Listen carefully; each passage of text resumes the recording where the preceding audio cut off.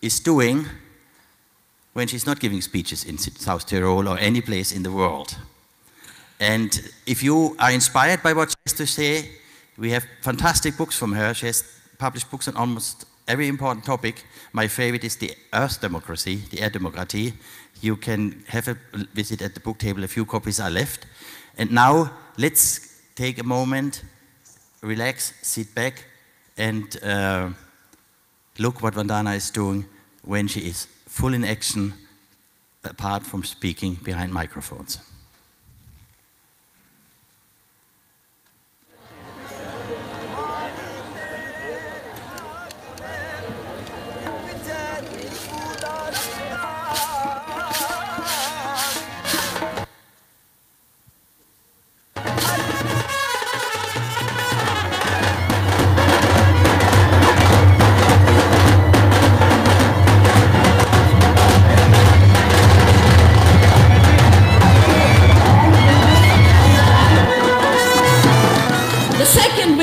Gentechnik trägt die Schuld an der Vernichtung unseres Saatguts, unserer Pflanzen- und Artenvielfalt, unserer Heilpflanzen und all unserer anderen Nutzpflanzen.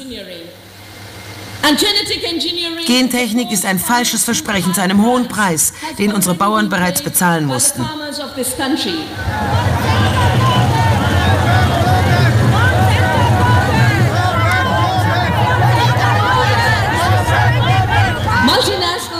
Multinationale Konzerne haben unseren Bauern die Selbstbestimmung über ihr Saatgut entrissen, die bis dato Sache der Bauern und insbesondere der Frauen war. Unzuverlässiges und ungetestetes Saatgut drängt auf den Markt und treibt unsere Bauern in den Selbstmord. Wir stehen hier genau im Zentrum des Saatguthandels. Auf dieser Seite die Läden von Monsanto, auf der anderen die von Syngenta. Und überall wird dieser Selbstmordsamen verkauft.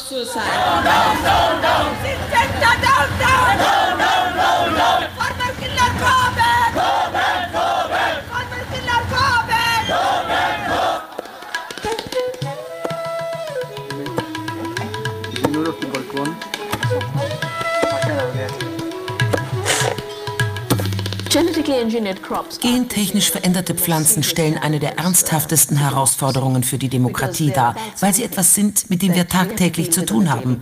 Unsere Nahrungsmittel und das Saatgut, das die Bauern säen.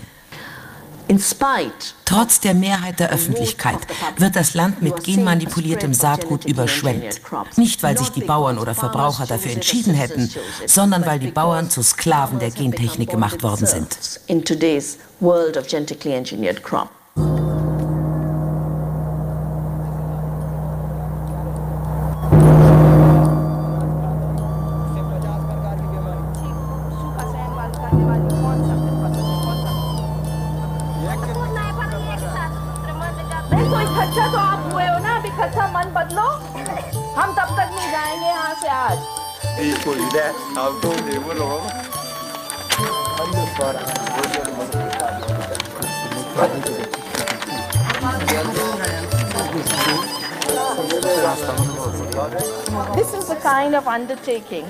Dies ist eine unterzeichnete Deklaration. Es nennt sich gelebte Demokratie und Volkssouveränität. Es ist ein Versprechen, das die ganze Gemeinschaft ablegt. Wir, die Bewohner dieses Dorfes, wir als Gemeinschaft, wir erklären, dass das ganze Wasser, die ganze Arten- und Pflanzenvielfalt und das ganze Wissen darüber allgemeines Gut ist, das allen gehört und wir es deshalb miteinander teilen werden. Es kann nicht privatisiert werden. Wir haben es von unseren Vorfahren und der Mutter Erde erhalten. Deshalb müssen wir es für die zukünftigen Generationen schützen. Jede Organisation, die versucht, uns die Privatisierung per Gesetz aufzuzwingen, wird auf unsere Nicht-Kooperation stoßen.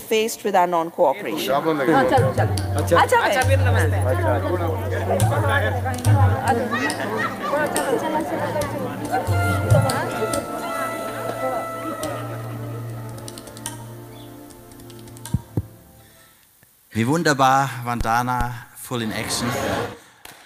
This is for the filmmaker Bertram Verhaag and his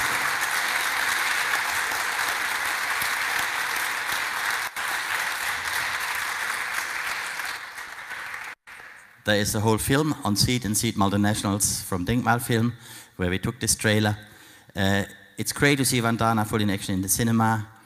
It's great and a privilege to talk about Vandana, but the very best is to have Vandana speaking herself. You have the privilege, you have the joy, you will have the inspiration. Let's welcome once more Vandana, who will keep the seat and speak to us.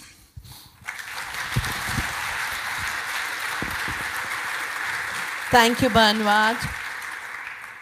And thank you to the Best Economy Forum.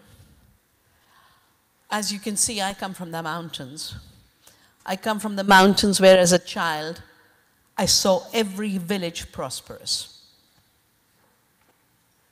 No abandoned homes, no abandoned fields. And today, we are facing exactly what many parts of the world are facing. Just come from the south of Italy, where entire regions are being emptied out. So what is going on? Now, I began my ecological life 45 years ago with this amazing movement called CHIPCO, where women of my region came out and said, we are going to protect the forests because the forests protect us. And we will hug the trees and we will not let you cut the trees. And that's why my very idea of ecological activism is based both on deep, passionate love for the earth, but a deep commitment to resistance of the destruction of the earth. And what could be a bigger power of resistance than saying, I'll come between your axe and what I love, the tree, the river, the seed. Of course, most of my last three decades have been spent on the issue of seed, and part of that film is an example of what we do. You also saw the declaration, which was the origins of living democracy and earth democracy. And earth democracy for us is that every being counts, every being has rights. Every person counts, every person has rights. Every economy counts, every economy matters. Now, having grown up in the mountains and lived in prosperous villages, and then seeing the decay in my lifetime, the disappearance of streams. I was just looking at the stream outside. Our streams used to flow just like this. I became an activist when I saw the first stream disappear and the first forest disappear. Today we are seeing our planet disappear. In the way it should be rich with biodiversity, in the way it should be able to provide support to all life on Earth, we are witnessing the 6th mass extinction. I'll be going from here to the village called Mars. This valley looks very prosperous, but it's based on the economy of poisons. And from this area has risen the movement to say we'll ban the pesticides. That's what the village of Mars did. And tonight, I'll be guest of the mayor of Mars with my colleagues, Caroline and Manlio from Navdanya International. Because we started the campaign on poison-free food and farming when we organized a conference in India on listening to the mountains. We had Chamling, whose film you saw, the chief minister of Sikkim, who's made his state 100% organic. The mayor of Mars had come, and our communities of the kind you saw. Women from around the Himalaya who have made their villages pesticide-free, GMO-free, patent-free. And they're living prosperously. But wherever villages have stayed sucked in with the dominant agricultural economy or the dominant economy, farmers are disappearing. Farmers are committing suicide. We've lost 300,000 farmers suddenly in 20 years of globalization. As seed became a monopoly, the issue that was in the film, because I've dedicated my life to refusing to believe that Monsanto invents the seed or invents life and is the creator, and GMO means God, move over. Sorry, Monsanto, you're a destroyer of the planet. And you got so greedy that you lied. And then you thought you'd be rescued by Bayer, who bought you up for 60 billion, Well, Bayer has just lost 68 billion for 2 cases related to cancer linked to glyphosate. Now, this is not an economy where 68 billion can disappear like that. There are 1,500 cancer cases in America now because the WHO established that Roundup is a carcinogen. A lot of my work is based on understanding ecology. And from my simple understanding, ecology is derived from the word oikos, which means our home. Economy is derived from the same word, oikos. One is the science of the household, which is ecology. The other is supposed to be the management of the household, economy. The minute an economic system stops managing the household and mismanages it to bring us climate catastrophe, to bring us the 6th mass extinction, the disappearance of insects, the desertification of our soils, the disappearance of our rivers and our groundwater, it is no more an economy. It is a war against the earth. And it's not just a metaphorical war against the earth, it is a material war against the earth. We forget very often that every chemical in agriculture has its origins in the times of war, in the times of Hitler's Germany. Bayer, which now owns Monsanto, was part of IG Farben, which was tried for violation of human rights. The very idea of human rights grew out of that trial in Nuremberg. Bayer continues the exercise of killing. Now, the 3 big chemicals that are dominant in agriculture, industrial farming, are synthetic fertilizers. They came from the same factories that made explosives, with the same technology of fixing nitrogen in the atmosphere by burning fossil fuels. The pesticides came from the gases that were used to kill people in concentration camps. And the herbicides began as war chemicals. Roundup is defined by Monsanto as a chemical that kills everything green. Now, in a planet where green creates life, a chemical designed to kill everything green is an ecocidal instrument. It should never have been allowed. It's time for it to be banned. And we will be relaunching our campaign on poison-free food and farming from the village of Mars tonight. And I hope all of you in the Best Economy Forum and the Economy of the Common Good will be part of it. We have got trapped in 3 illusions about what the economy is. We forget that nature has her own economy, and it's the biggest economy. Just the economy of pollinators, $60 billion of value. The economy of the hydrological cycle. The economy of soil regeneration.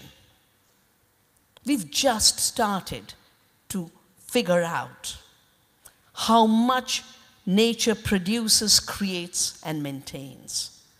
I've called it nature's economy in my writings, including in Earth Democracy.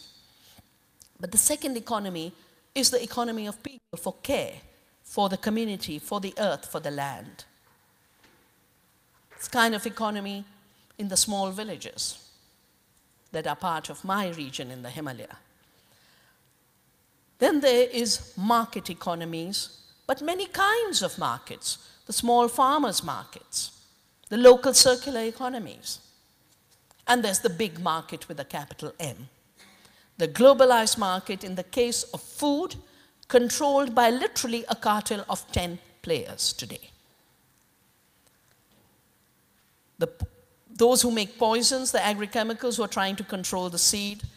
And I'm aging, but I hope before I'm gone to another world, I will see the end of this poison cartel.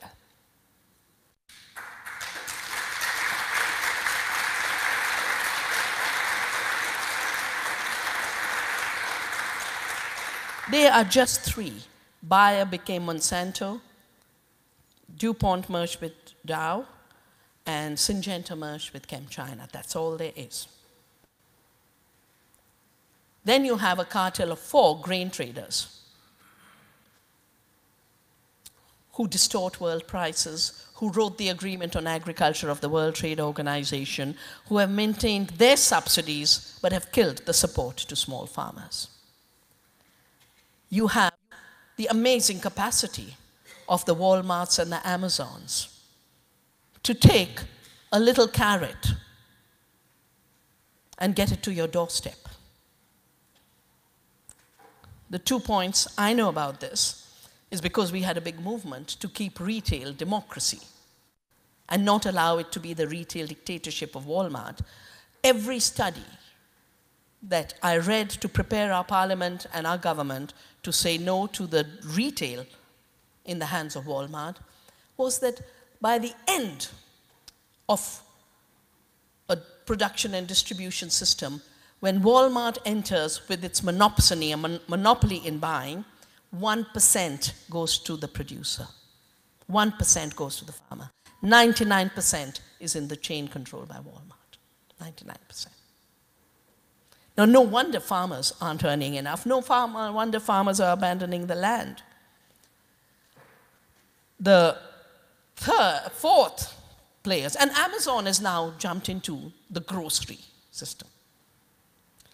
One of the studies I want to do, hopefully, when I'm well again, is look at the ecological footprint, the carbon footprint of Amazon and its delivery system. How much emissions are we adding to every bit by destroying local markets and having low quality, false price goods move around the world? It hasn't been done yet, but I know in Germany there's a huge movement against the retail chains and the delivery exploitations. The delivery boys are having to work 4 jobs to keep living, and they live in the trucks.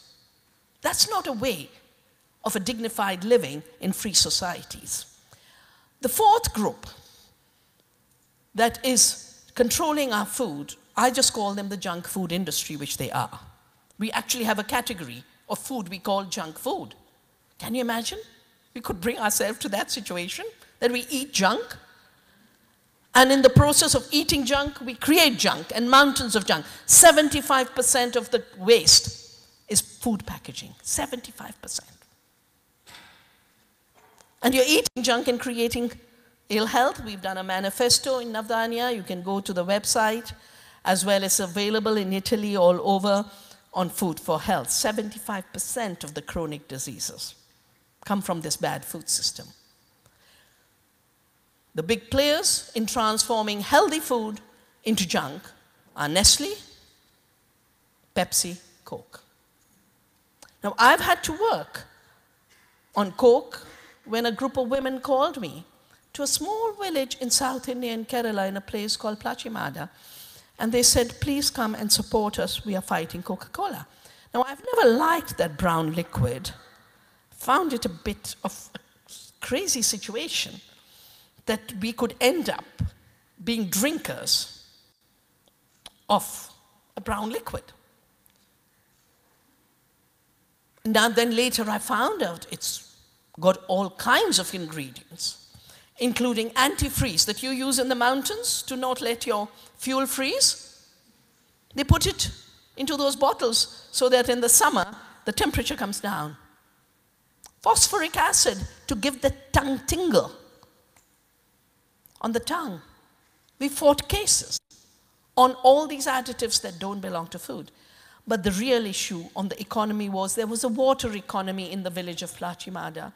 The women had water in their wells. They'd go next door. 2 minutes, they had clean water. When they called me to support their movement, their water had disappeared in the wells, and what remained was toxic. When I said to them, what do you want me to tell the people in Delhi when I go back? They said, just tell them when they drink Coca-Cola, they drink the blood of my people. That's what my Lama, who's no more, said to me. I put all my energy in defending the water economy of the women and resisting the water theft economy of Coca-Cola. So every time I see on a bottle, they say, manufactured by Coca-Cola. You cannot manufacture water. You can steal water. And we got laws passed.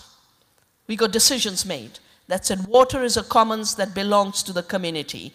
And what Coca-Cola was doing with 1.5 million liters stolen every day from the community without its permission was water theft. The plant was shut down. We shut down Coca-Cola.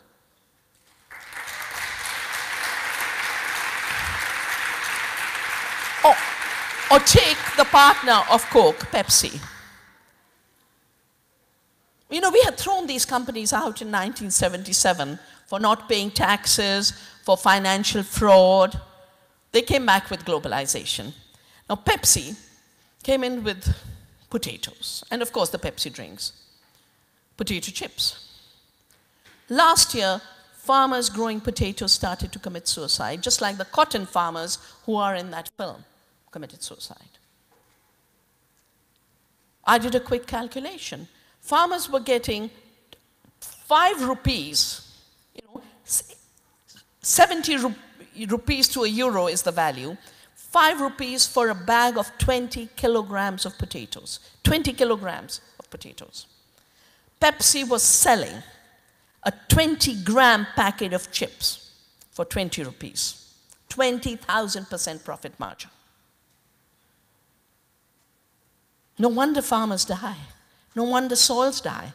And no wonder Pepsi controls our diet through bad food in bigger and bigger way. This is not an economy. An economy that kills the planet, our health, the livelihoods of our communities is not an economy, because management of our household means care for that household. Management of the household means the ability to be able to have work and creative meaning and dignity in the care of the household. And most importantly, a true economy means the needs that we have as animals. We are animals, we forget that.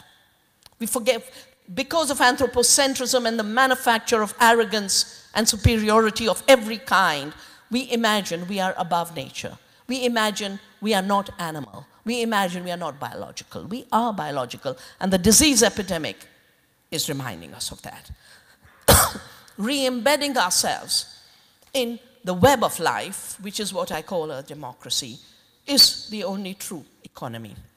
And our work in Navdanya has shown that we actually produce more food, and we produce real food. We can feed 2 times India's population.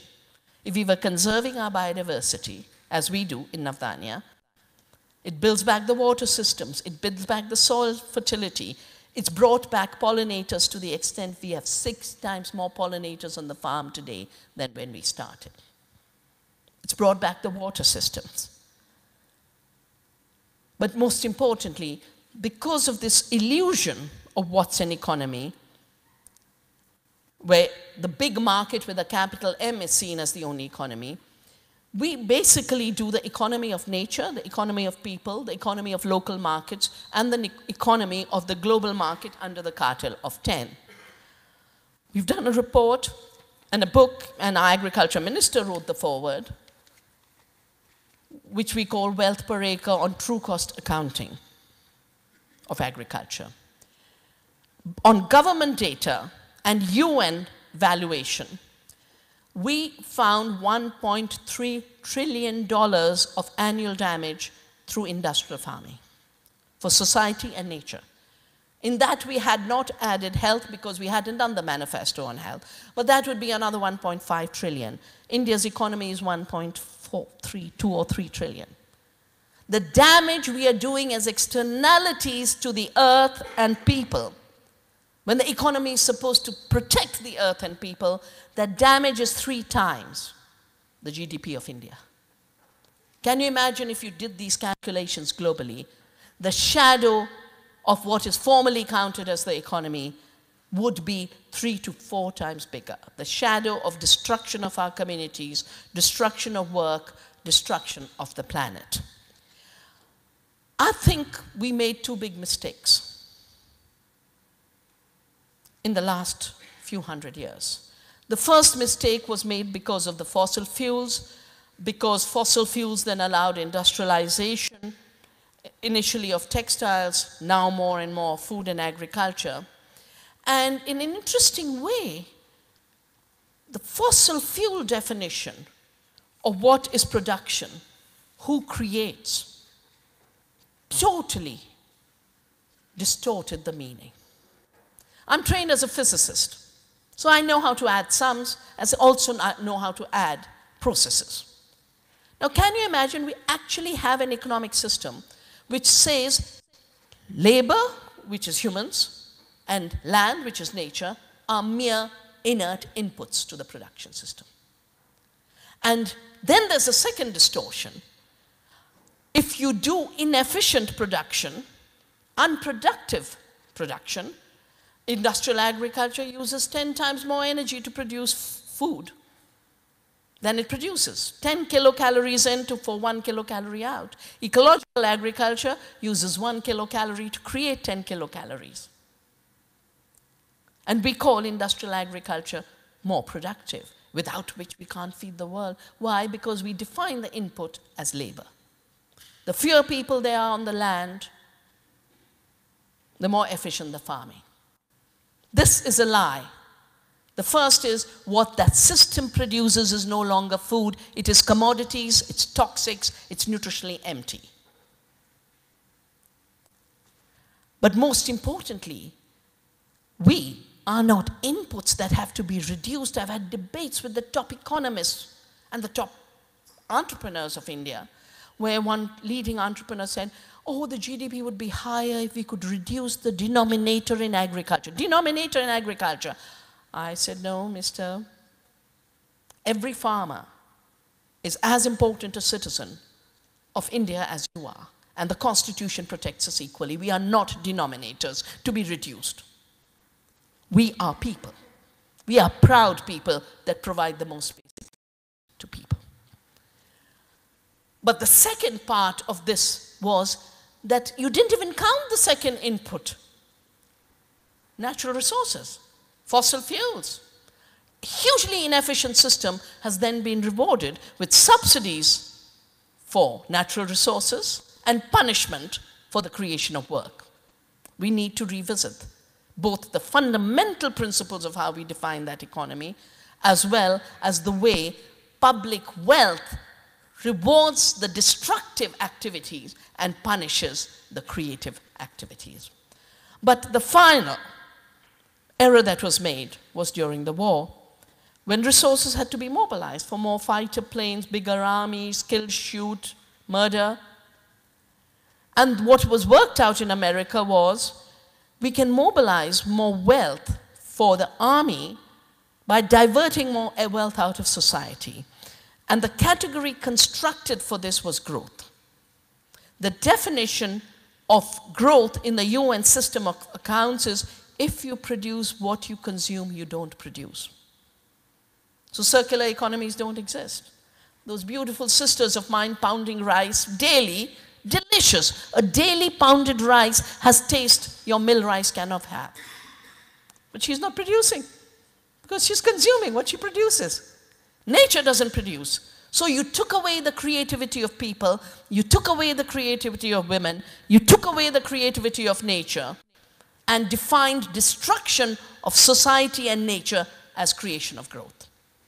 And then you moved into the illusion of limitless growth. Limitless growth follows the logic of the cancer cell.